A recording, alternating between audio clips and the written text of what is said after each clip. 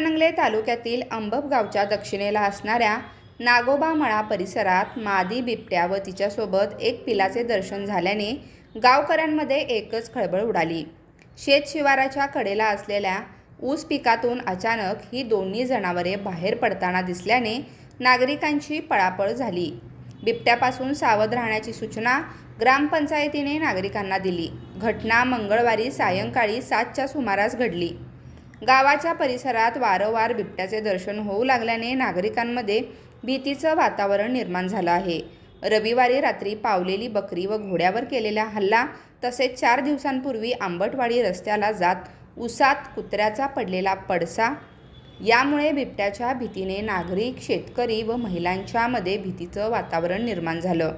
नागरिकांनी रात्रीचे वेळी एकटे फिरणं टाळावं तसेच कुत्री, शेळ्या मोकाट ठेवू नयेत अशा सूचना वन विभागाने दिल्या आहेत। या परिसरात वारंवार बिबट्याचे दर्शन होत असल्याने वन विभागाने पिंजरा लावण्याची मागणी स्थानिक नागरिकांच्याकडून होत आहे।